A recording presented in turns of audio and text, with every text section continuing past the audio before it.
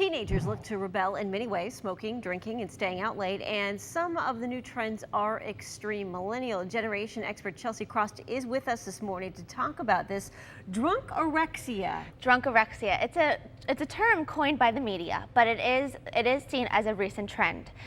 3 times more women are partaking in this trend than men are, and it's, women don't want to gain weight and drink at the same time, so women are not eating all day, and then they're binge drinking at night, and it's saving money and they're saving calories, but it's really a recipe for disaster, and it's not a good trend. No, not at all. Okay, what about cabinet parties or something called farm parties? Yes, in Nevada, about 138 different schools had this outbreak of farm parties, and it was a trend that caught on like spitfire. And unfortunately, all of these teenagers are getting the idea to raid through their grandparents' and parents' cabinets, pulling all the pills out of the shelves, putting it in a bowl at a party, and just going like jelly beans and popping them in their mouths. So kids are taking a variety of different drugs and not knowing what they're taking. So then when they end up in the hospital that night, they don't even know how to treat these patients because they don't know what they're ingesting. It's a terrible, terrible party. Don't ever go to one, and it's not cool. Not to mention whatever prescription medications they might already be on, and then combining those with whatever they're grabbing in the bowl. Exactly, and some of these students are actually bringing the pills to school, and some of the students have landed in juvenile detention centers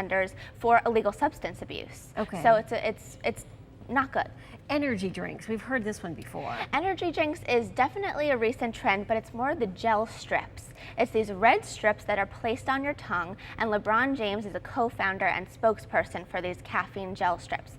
1 gel strip for an adult is not a big deal, but 5 strips for a teenager or an elementary school student is a big deal. You can OD on caffeine. So students are going to the nurse's office with, heart palpitations, dizziness, fainting, seizures, and, they're seeing LeBron James do it thinking it's cool, but instead it is very dangerous. So 1 strip for an adult is safe, 6 for a student is not. Yeah, we've come a long way from no dose, that's for sure.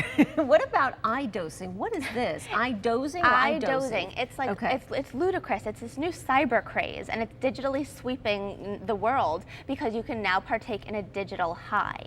So it's actually legal. It's apps that you can download on your smartphone, and it's IDozing. It's supposed to have a narcotic or an opium effect, and you put these headphones in. It's 2 different frequencies that create this high. People are seen with like a hood and glasses, and you see these kids on YouTube.